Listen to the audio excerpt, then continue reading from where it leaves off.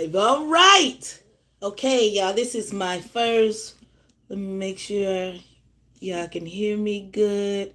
This is my first podcast of 2024. Now, y'all, I have been wanting to do this podcast for so long now. I've done several interviews. Y'all check my resume. Check my resume. I'm in here. I'm out here. I got people lined up, ready, ready for me to interview them. All right, but I had to write down some things, so I took some notes, and we're gonna get started here. Y'all be like, I'm organized. I'm trying to get better organized. Now, I've been threatening to do a podcast for about 2, 3 years now. And then I found social proof. Shout out to Dave and Donnie. Whoop, whoop, whoop. I found social proof, and Dave is like, everybody need to have a podcast. I'm like, yes. So I got to get a podcast. And Donnie just started her podcast. I think she over almost 50 episodes in. Full transparency. I was like, I gotta get in this game, because these are money makers. And the money makers ain't just out here, doing podcasts for the fun of it. I'm sure it's fun, but I'm sure that's not why they're doing their podcast. So I was like, I gotta get started. I'm finna go ahead and introduce myself. That's gonna be my episode 1. I'm gonna give you guys a little background about me. My name is Tamika Trinell Hurd. I go by Tammy T, and that's from my DJing days. Tammy T. Grinding for my moment with Tammy T. Welcome, y'all. Welcome to my world. I do have a camera, but right now I'm just shooting from the hip. And I know they say don't tell people you shooting from the hip. But when I say I'm shooting from the hip, I'm using my cell phone, because I was just like, I got off from the bakery early today. I was like, I gotta film my first episode. It has to happen today. It has to happen today. And I grilled it in my head. I was like, it's gonna happen today. And then after I watched that Club Shay Shay with Cat Williams, I was like, oh yes, we're gonna definitely talk about some stuff today. But before I get into all of that, let me give y'all a little background as to who I am and what it is that I intend to bring to this beautiful platform we call YouTube. Okay, now, like I said, my name is Tamika Hurd. I've been baking for a little bit over 20 years now. And I love podcasting. I love interviewing. I love people. I love to bake. I just like meeting new people, finding out new things, learning everything that I can learn. Guess my sign. Y'all know what it is. Team Sagittarius in this thing. And the more I learn, the more I want to get out here and just start the moving and the shaking. And that leads to my story. Now, when I was born December 15th, 1977, but I'm not going to take y'all back that far. Let's fast forward to around 2003. Now, in 2003, I was in a grant-funded program in youth ministry. I was going out to different schools, tutoring, mentoring, just pretty much uplifting and encouraging our youth in the city. Brilliant program. Shout out to all my teachers, mentors, fellow, what we call each other, youth ministers or youth workers, because what we did was we went into the school system and we pretty much we did hall monitoring. We helped teachers in their classrooms. We helped the guidance counselors. We do cafeteria duty. We just wanted our presence to be felt in the schools. And so that's what we did. And I was really heavy into the church then. That was around 2008, because I graduated in 2000. So no, that was like, y'all, 1998, 97, 98, 99. Because I graduated from college in 2000. So that had to been around 98, because I had my college roommates coming out and volunteering with me. So a few of my roommates were Deltas, and A few of them just wanted to get some volunteer hours under their belt, and so voila, here I am, Tammy T.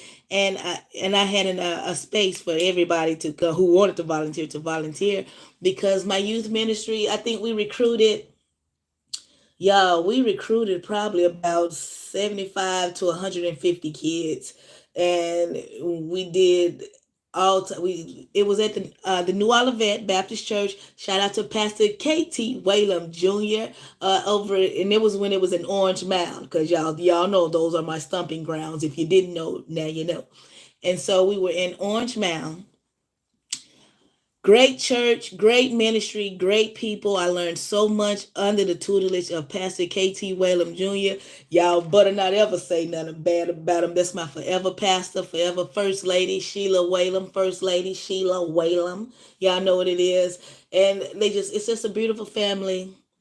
I love it. I like how they support one another, and that's just that on that. But anyway, I'm at the New Olivet. I'm doing youth ministry, recruiting kids left and right, helping with homeworks. I was driving the church van. True story. So I'm taking the kids home on the church van, right? Y'all, I can't make this stuff up. Taking the kids home on the church van. Oh, they like, let's go to McDonald's. I'm like, yeah, let's go to McDonald's and use some fries. And this was back when I was eating McDonald's and fries. And so I'm driving through the drive-through. Now, mind you, I'm in the 15-passenger church bus. And so it's tall.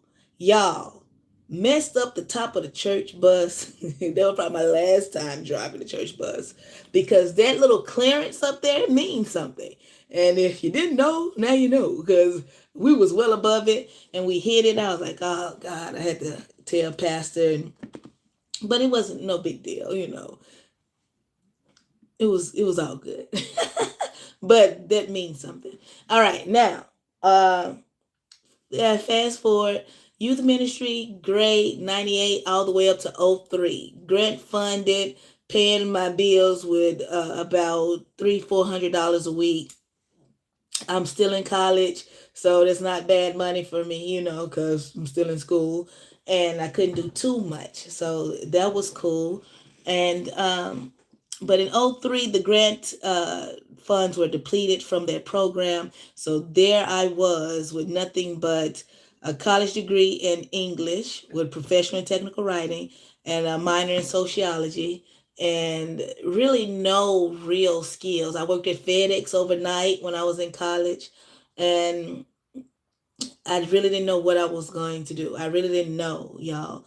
And in 1999, my parents opened Makita's Cookies. And I was like, okay, you know. And then my mom was like, you want to come work with us? And I was like, yeah, I need something to do. You know, I don't have any money coming in. So when my mom suggested it, I was like, great, I'm working at Makita's. Now, the thing about that is Makita's was just kind of getting off the ground, so they couldn't afford to pay me much. They paid me like $3-4 an hour. And that was a little difficult to kind of deal with coming from youth ministry, where it wasn't a lot of money, but it was more than $3-4 an hour, you know. So, but I believed in the brand, I believed in the family business, so I took the little money and I rolled with it. And that was in 03. And so I worked with Makita's all the way up until I worked at the Airways location. Yes, the one where young Dolph was slain, murdered. And I worked at that location from 03 to like 09. So that was 6 years on the books at Makita's Cookies Airways, ringing up customers, learning customer service. That's when I fell in love with Facebook. I was on MySpace, Black Planet, and all of that. But it was Makita's is where I fell in love with Facebook, because I was like, Mom, like this app is like all of these people right at your fingertips. I thought that was brilliant. Who came up with this? You know, later find out Mark Zuckerberg. Okay. But I was so intrigued by Facebook, y'all, because I was like, all of these people can see what I'm posting and let Gary Vee tell it, which is why I'm going to definitely be uploading snippets of my videos on LinkedIn. I'm hearing LinkedIn is what it is now. Like Gary Vee was saying that LinkedIn has the reach that Facebook had, like in what, 2008, 9, and y'all already know the reach was long on Facebook. So, and this neither here nor there, but I mess with Gary Vee. Shout out to Gary Vee. The man be knowing what he be talking about. Because when he said AI was going to take over, I was like, yeah, I can see that. And I listened to him. That was maybe about 3-4 years ago he was saying that. And here we are, AI.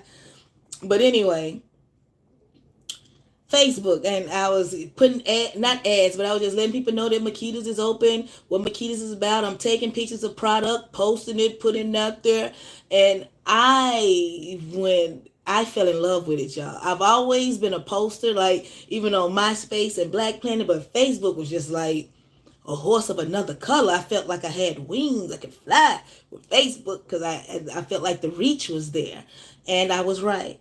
I helped to build my parents' brand on Facebook, and then I went over to Twitter and now then Instagram, and I think they still have a YouTube page because that's just what was going on, and I felt it in my spirit. You know how you feel something is going to be great, and I'll be dang, it is great. Facebook is like shout out to Facebook, man, because Facebook is where I found my love for marketing, branding, just pretty much connecting, community. I really got my kind of groove with Facebook, and I still continue to this day. A lot of people be like, not Facebook. Forget that. I love Facebook. I will always, until Facebook say, okay, no more Facebook. Well, it's Meta now, anyway. But as long as that little blue app is popping, Tamika will be on Facebook. And then, and Makeda's business grew, y'all. 1999, my parents started it. Y'all, cookies. And my mom, like, understand, I was in college. My mom talking about she's going to quit her job to help her husband bake these cookies. I'm like, I need books. I'm in school. What about me? Because, at that age, college students are the most selfish people on the planet. I wasn't thinking about this is generational wealth. I won't need a job when I graduate type deal. But I did because they weren't up and on and popping when I graduated. I graduated in 2000. Makeda started in 99. So I did youth ministry for about almost 10 years. After graduation. No, hold on. After graduation, about 3 years after graduation, because in 03 the grant ended. Cool beans, I'm this is all good. All good. And so, like I said, my parents couldn't really afford to pay me. And then when I started doing the social media and the networking and the marketing, yeah, I did like a Makeda's butter cookie tour on the Kroger's. I was going to different Kroger's and just asking, can we sample cookies, and just to get the name out there. And that made me kind of the face of the family business. Now, with that being said, that put a lot of pressure on, like when you're the face of something, you have to carry yourself a certain way. It's just there's no, I don't have freedom of speech anymore. Like, I can get on here and talk to y'all all day on YouTube, but as far as freedom of speech goes, I don't have it because I'm someone that is being, and I saying I'm a big deal, but people know if I mess up. You know what I'm saying? And like in 03, when I started with my parents, I worked on airways, worked hard, learned the business. And then I was still in the process of learning about marketing and branding. Everything that I could find out, I learned about marketing and branding. And that's what I did for my family business. And we did well. We did well. People know Makeda's cookies. Not just from the Dolph situation. People knew about Makeda's. Well, Memphis knew about Makeda's cookies way before then. That's young Dolph used to come to Makeda's cookies. You see what I'm saying? So a lot of people think that we just came up, or Makeda's just came up, but that's not so. Makeda's has been out and about since 99, and that is, you cannot You cannot frown at being in business. What is that, 99 all the way up into 2024? 24 years? 24 years. All right? Makita's is almost a half a, what is it, 50 years? Half a 50? 25, that's a silver. I don't know, but that's just nothing to frown at. And I salute my parents. They did an amazing job, amazing product. And I love it. I loved it so that as Makita's grew and got another location, I was like, Mom, let me run the Raleigh LaGrange location. And it was right next to Debo's. I was like, perfect, chicken. Put me in. So I was like, I made friends with my guy, Rico's Kicking Chicken. He started over there at Debo's. I met him over there. And my girl Quinn, what it do? Quinn make me them fried chicken Phillies. They make me some mild wings with a little lemon pepper. These are the things that my people did for me. I just felt so special over there at the Raleigh Grange. I held poetry events. We did spoken words. We did like a LGBTQ Valentine's Day kind of dinner. What I want to say, one of my folks proposed to a gal there. I mean, we did a lot of things, and I just wanted to, because I've always liked to have people around me. So me throwing like little, I won't say parties, but soirees and gatherings and get-togethers, I loved it. So that's what we did. And the Raleigh LaGrange location was a nice size, kind of like the size of my location at Butterific now, but it was really big, and we had a lot of space. But it was just kind of hard getting, like at that time, that was in 09, 08, 09. Yo, it was just hard getting people to, I don't know, they were coming, but it wasn't making as much money as we needed to make. I think the rent there was probably about the rent that I'm paying now. And that was before Makita's, anybody knew, well, people knew, but they didn't know. No, we need them to know. You know what I'm talking about? It ain't like when a McDonald's opened up, it's already a line. Chick-fil-A opened up, it's already a line. Anytime when you're a small business, take notes. Anytime when you're a small business, ladies and gentlemen, anytime you open up another restaurant, it's like a new restaurant. It's like a new one. Even though you got this one over here that's booming, when you open up this one, you have to almost start from scratch. Like, boom, drumming up the excitement, getting the word out, PR, press releases, all of this. You have to worry about all of that like you're starting from scratch. There's no... You're not McDonald's, you know what I'm saying? You know, shout out to Mickey D's, but you have to work a little bit harder. You know what I'm saying? You don't have the marketing money that Mickey D's have. You're not on a commercial, on the radio, on the TV every 10 minutes, 5 seconds or whatever. So, you know, we was in it to win it, but it was a slow crawl. So, needless to say, I was probably making about $5 or $6 an hour over there. And I remember... I was working from open to close, y'all. Open to close. Oh, my God. I was opening it up, shutting it down, keeping everything up. And I told my mama how many hours I worked. And I think my check was supposed to be a little bit like $800. And she started laughing. She was like, it ain't time for you to be making money yet. You got to, you know, pay your dues. And that's what I did for about 2 years at the Raleigh LaGrange location. I learned the business, and then I was like, Ma, I want to open up a Makita's. I'm ready. I'm ready to go. You know what I'm saying?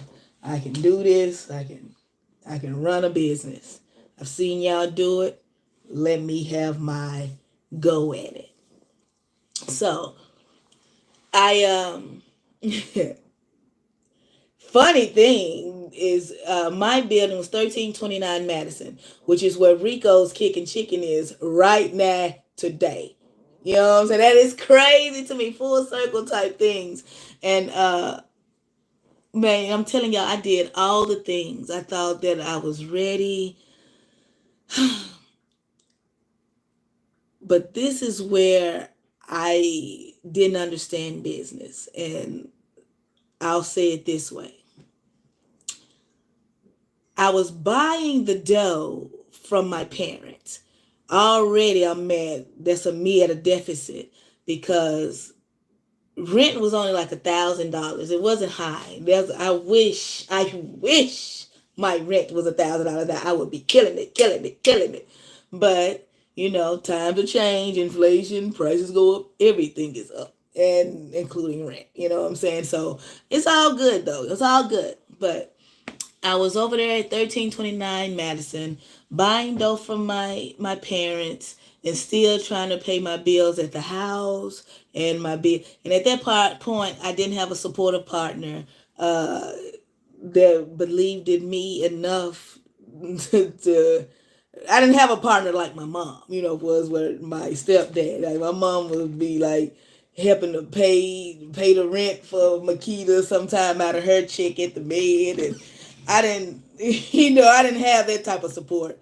But I had drive, I had me, I had God, so I thought that I was ready, but I was not. So 2010, I'm in my own building, 1329 Madison, Makita's Cookies. Then I become even more the face of Makita's because I'm out here, y'all. I'm Facebooking, social media, doing video, boom, boom, boom, taking pictures, posing. I still have some pictures to this day. I wish I could get into my photo bucket or my MySpace or my Black Planet. Oh my God. I know these pictures got to be online somewhere. I don't know. Because they said once it's online, right? I don't know.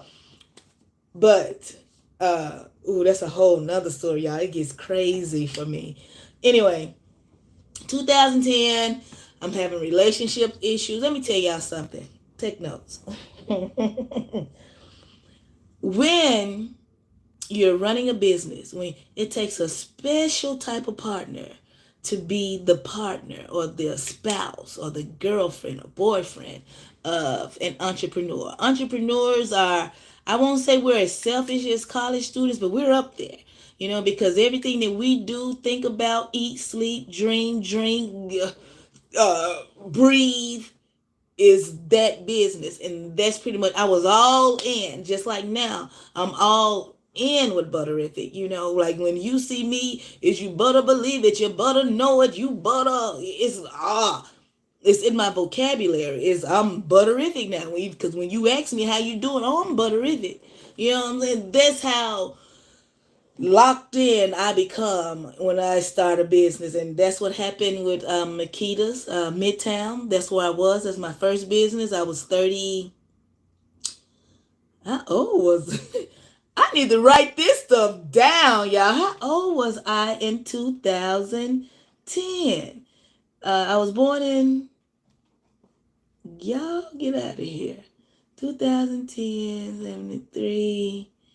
And then you got 10. 33. I was 33. God dang it. 33. Starting my own business. I'm in the game. And y'all, we didn't know. I mean, this is my parents are first generational business entrepreneurs and business owners. Now they may have had candy ladies in the family and mechanics who did, shade. They call them shade trees. These are entrepreneurial ventures too. But no one had a brick and mortar. No one had like a spot where people can come and purchase and see you in action type deal. So it was just like crazy exciting when my parents opened up Makita's, And funny story, when my mom went to tell her dad, rest in peace to granddad, John Hurd, when she went to tell her dad, he was like, what'd he say? They make fun of, all right. Because he just didn't see how owning a cookie shop would be lucrative and my mom would be able to pay her bills and take care of her family. But they made it work. Luckily, I was in college, so they didn't really have to worry about me. I was kind of all on my own.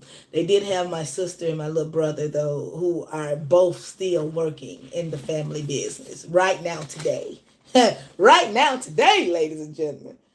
Okay, now, so I'm in my own spot, relationship issues, things a little up and down, up and down. I'm getting a lot of press, people coming through.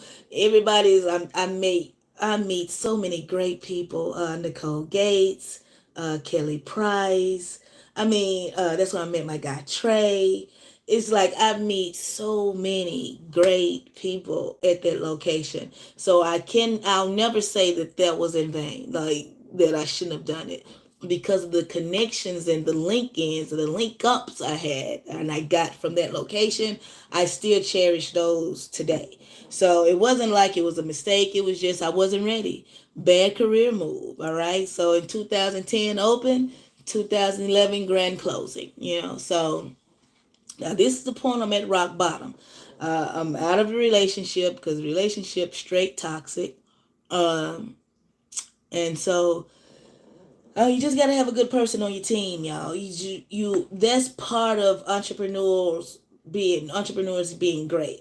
I don't care what anybody says. If like all the dudes, they be like, I gotta give it all to my wife because she took care of the kids while I was big. You see what I'm saying? Like you need that supportive partner just to be able to make it in the entrepreneur game. Like unless you just out here and you just that much of a beast by yourself and you just don't have a relationship and you just married to your business.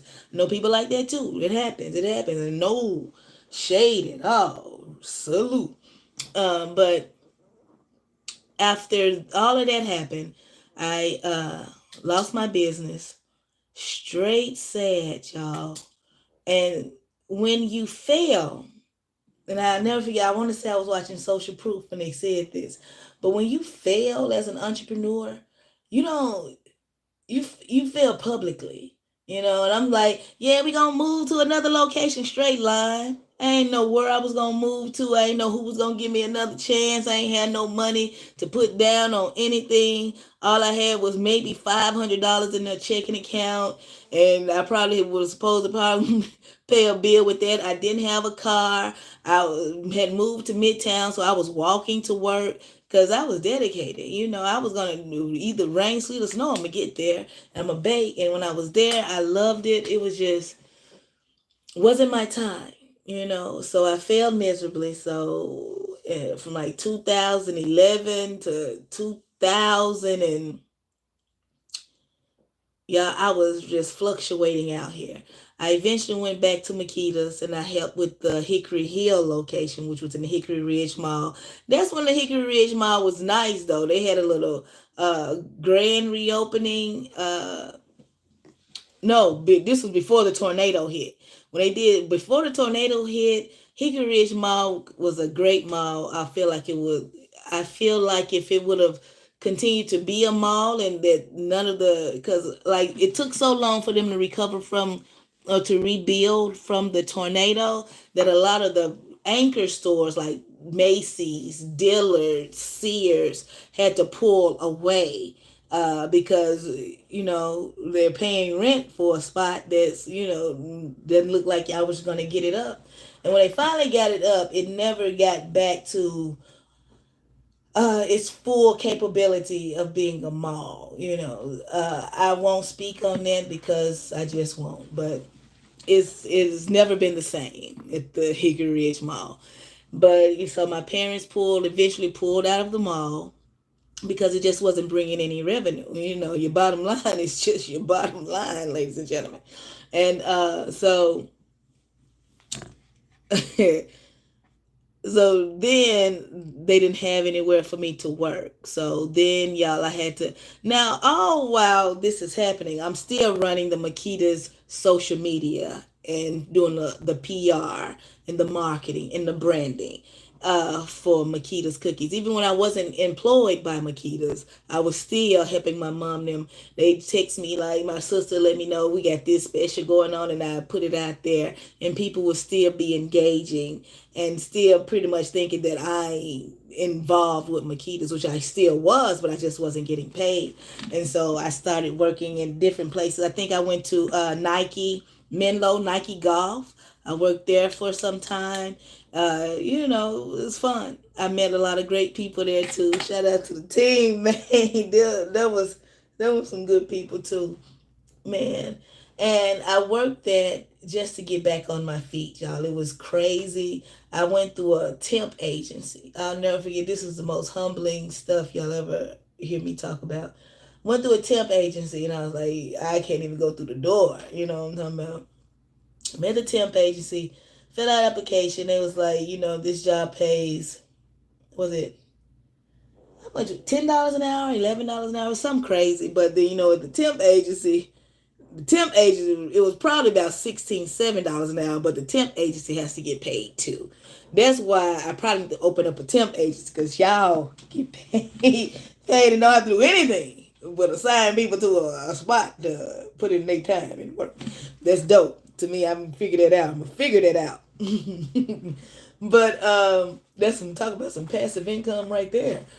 Um, so I'm working in Nike Golf, doing all the things just to get promoted, and finally get promoted and became full time in Nike Golf. Got some insurance and all that, and woo woo woo.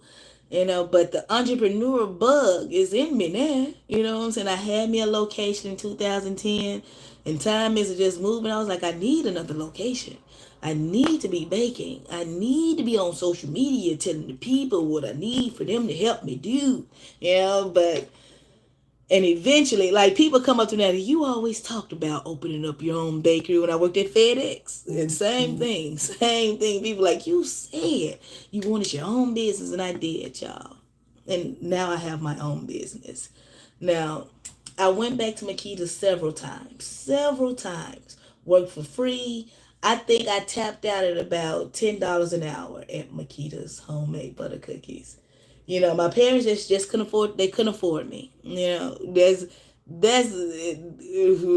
everybody's like, why'd you leave Makita's? What y'all was doing?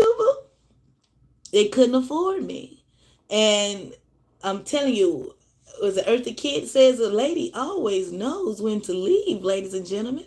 Like, I'm struggling. You know what I'm saying? Trying to pay my bills, helping my mama and them out, but I'm struggling. They say, you know how you don't light yourself on fire to keep others warm? That's what I was doing. Pour the gasoline on me, baby. And that was crazy. And then it took a lot of people to talk to me like, you're drowning here. You know what I'm saying? I was 2 payments behind on my card note, because I'm trying to pay bills at the house and keep up, with the Joneses. Because I finally got my dream car, and I was hoping my mom and them was going to say, okay, she got a car. We're going to pay her a little bit more money, give her a little raise. Never happened. And that's because I did stuff for free willingly and happily. I believe in the Makita's Cookies brand. You ain't got to pay me for that. Oh, I'll do that. No problem. And so I'm in it to win it, and I continue to support them. Even when people come into Butterific asking, is this Makita? I'm like, no, but I'm going to give you the address. Because if you're looking for a Makita's experience, I can't promise you that with a Butterific experience. And all my employees, they know the address of Makita's. They know the story about Makita's. It's crazy. You know what I'm saying? But I make sure that they know, so that people try, they're going to get it confused anyway, because I was in the face for Makita's for years. So that people are going to be confused. They're not going to think, oh, Butterific is different from Makita's, because Butterific is Tamika. But because a lot of people associate me with Makita's, they still think they're getting that same product, but it's not. It's really, and I have to say this, and when I was at Makita's, I never made dough. I make all my dough now. But when I was at Makita's homemade butter cookies, y'all, I made money. I made that dough, but I didn't make the dough. That was stepdad and my brother. My mom would sometimes make it if they needed her to step in, because it was critical. You know what I'm saying? So I never had to do that. But what I noticed in 2010, when I was about to leave Makita's in 2021, that's when I left the family business in 2021. Let's get to y'all finna find out who I am. Now in 2021, I started Butterific March 6, 2021. I'm approaching my 3-year anniversary with Butterific Bakery and Cafe, y'all.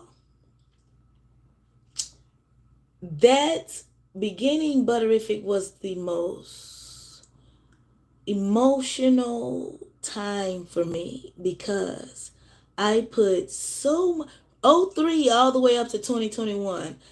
Please believe I was just waiting on my parents to say, we got you a building, when you gonna open up? We got Makitas and Bartlett, or Makitas and, oh no, we got a Makitas and Bartlett, a Makitas and Collierville for you. I was just waiting. Because I knew I knew I paid my dues. I knew they were finna, ooh. Man, and then my brother got married, started to have kids. And so that pushed me further down on the totem pole on priority. Understand that though, I'm the oldest. The oldest always has to fend and protect and make sure they family and the younger siblings are cool. No problem there. No problem at all. But I had to understand that that's just not where I'm supposed to be. You couldn't have told me in 2010 to 2020 that I wasn't supposed to be in Makita's homemade butter cookies. But they just wasn't in the cards for me. And I know that now. Now that I see how Butterific is flourishing and people are supporting, and it's my brand and I can do what I want to do without having to ask questions or have to, because family business is crazy, y'all. Family business is crazy. You have to still realize that you gotta, I don't know who that was, but they said the love. It may have been Gary V. You have to love each other more than the business. You see what I'm saying? And that's and some people, that's hard to do. You know what I'm saying? And so just to keep the peace in the family and to be able to make my own decisions and my own moves. You understand, I'm 40. I was almost 40. Hold on, when did I start Butterific? 3 years ago? So I was 43 when I started Butterific. So in 10, oh wow. A good 10 years after I started Makita. Let me write this down. That's milestone talk, y'all. 10 years after I started Makita's Midtown, after I opened Butterific Bakery and Cafe. Wow. Yeah, I know y'all like, this girl is, but just think about this for a minute. Y'all, I cried my eyes out. I was hoping my mom and them was gonna call me and be like, don't go. We got a raise for you. We'll pay you what you want us to pay you. Never. My mom and them was like, when you leaving? So what you gonna start your Mickey's Munchies? I was like, oh, they really don't want me to start the Makita's bread. And I understand that because I'm what you call a wild card, y'all. I ain't gonna lie. I'm that girl. If I say, oh, we're gonna have a sale today, I might think of that sale at 5 o'clock that morning. It'll be out there around 7. We open at 9. Let's go. I won't say I fly by the seat of my pants, but sometimes I do. But I am real like an actor. Boom, boom. Oh, you want to do this? Let's do it. Boom. I don't take the time to really think things out like I should. Like, if I would have thought things out, I would have stayed at the Raleigh Grange location longer and not try to open up my own Makitas. But I'm going to tell y'all, I learned so much and made so many connections in that 2010 Makita's Midtown. I don't regret it. I don't regret it. Yes, it was embarrassing to fail. Yes. But I'm up now, baby. Butterific Bakery and Cafe. Fast forward to my grand opening, March 6, 2021. At that time, I had partners. They were supposed to be silent partners, but they got real vocal, real fast, and real loud. And that's cool. You know what I'm saying? If they would have kept their end of the bargain, but it got real murky. Like I couldn't see clear. Like I can see clearly now. The partners are gone. Right when I was like, okay, be careful with partnerships, y'all.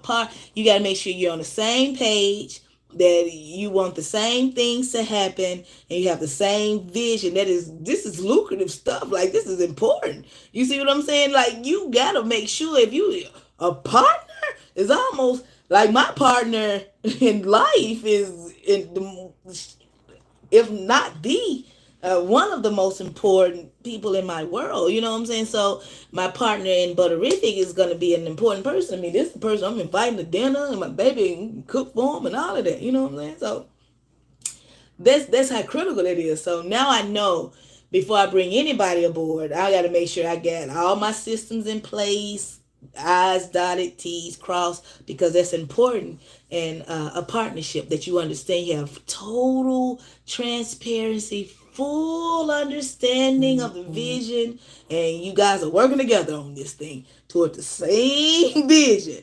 Now one over here, that's not a partnership. You know what I'm saying? It's gonna falter, and and it did. And I'm glad it did early in the game instead of late in the game. I'm glad it did early in the game instead of late in the game. So I dodged a bullet with that one. It's just me on the lease now. And that's another thing. We'll talk about that later, because I definitely want to get my own location. But I'm waiting on Keith Lee to come see me. Keith! Come see me, man. Yeah, you already know. Keith Lee come, I'm going to have a line around the block. Like Joy said, though. She said, shout out to my girl, Joy. She was like, I can see. She like, to me, just hold on. You have a line of people wrapped around that bitch. She like, I can see it. And I can see it too, Joy. As soon as Keith Lee come and do this review at Butterific in downtown Memphis, it's coming, baby. It's coming.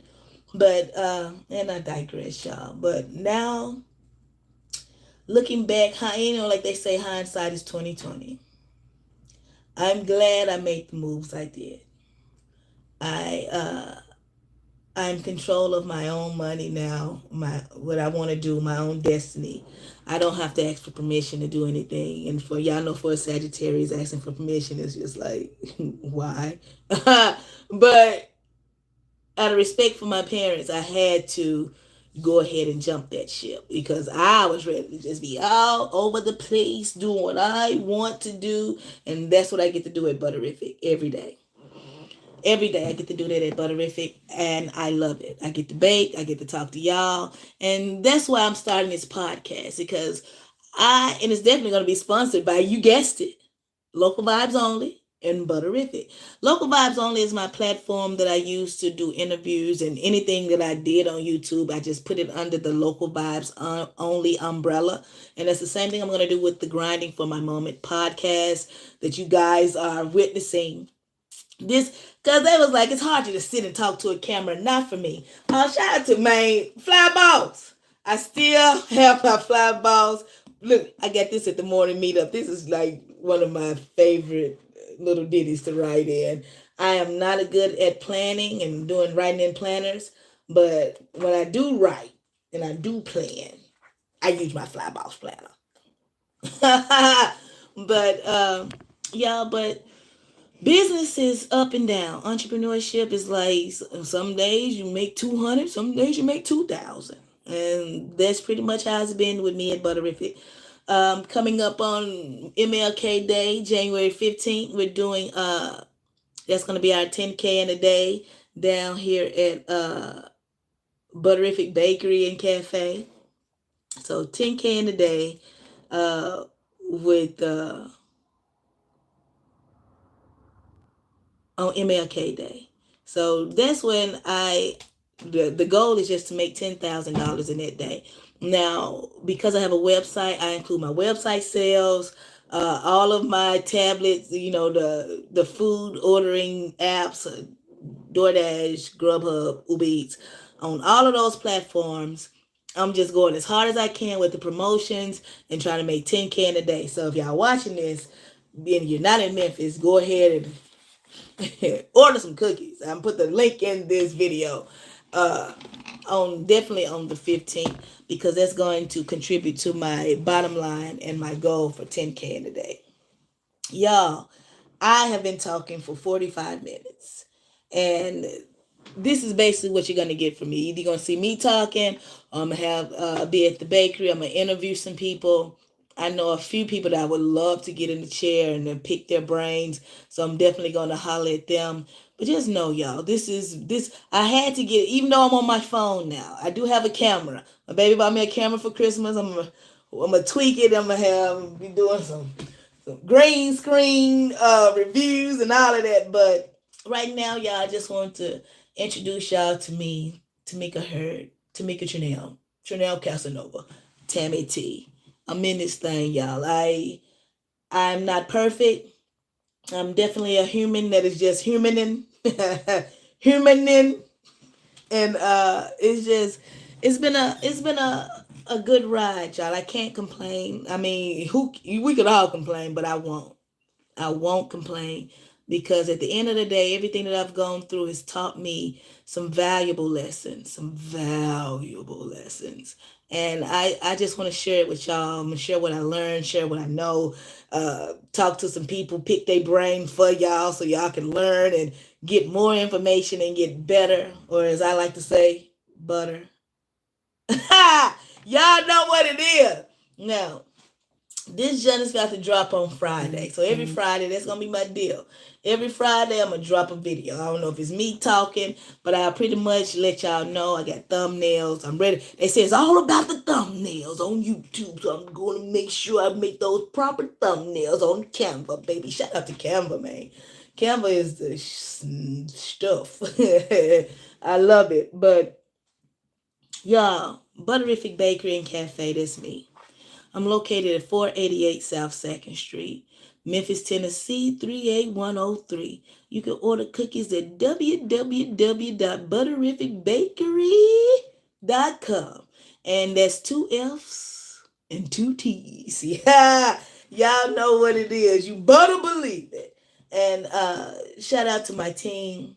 That's why I'm allowed to be here today because my team came through, and I didn't have to stay at the bakery all day because sometimes I'm there all day from like 7 to 7. But today, I'm out of there. And I said, today I'm going to do my first episode of Grinding for My Moment 2024. And today is the 4th day of January. And this junk is going to drop January 5th. So this is a little introduction to me. I'm probably going to tell some of these stories several times throughout these podcast moments. But that's just for the people who, because you have to do that. I was watching Ma D on Social Proof with David Shines, the podcast king.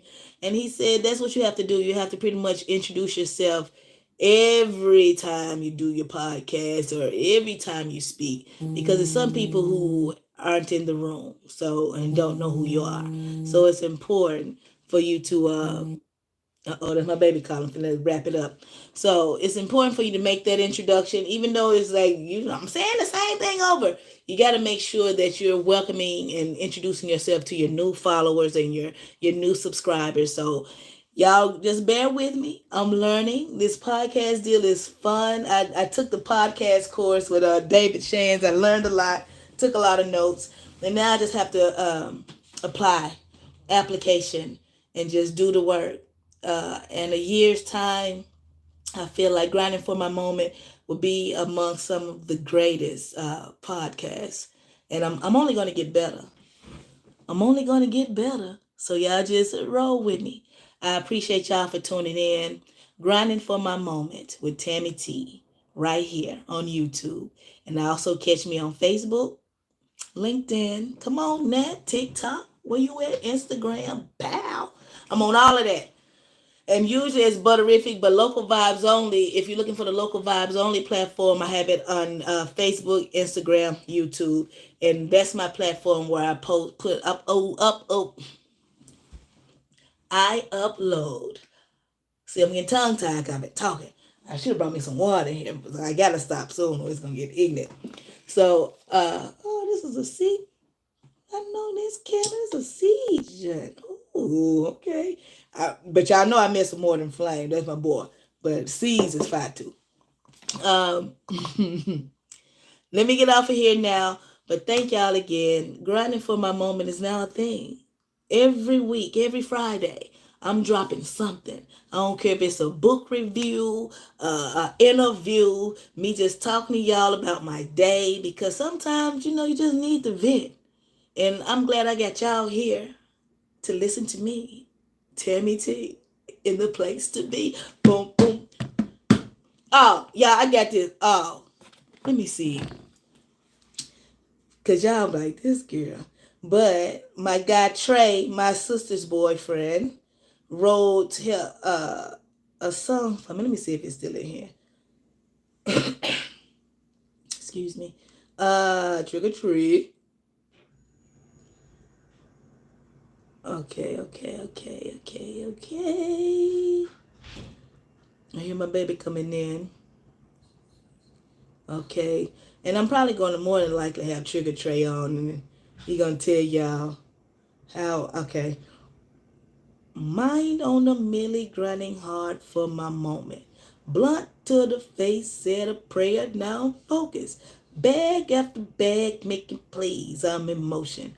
Money on the way, all day, shop open. And that's what I'm gonna pretty much put some tunes to this, and then y'all be able to. That's gonna be my intro. I'm gonna have some intro music. Be like, little still video, bam, bam. Y'all gonna love it. But right now, it's just me on the screen, Tammy T, the place to be. And I appreciate y'all for listening, tuning in to Grinding for My Moment. First episode, y'all know what it is. Y'all know what it is. Talk to y'all soon. Have a butterific evening. You better believe it. Peace. Yeah, grinding for my moment. I'm grinding for my moment. And the people know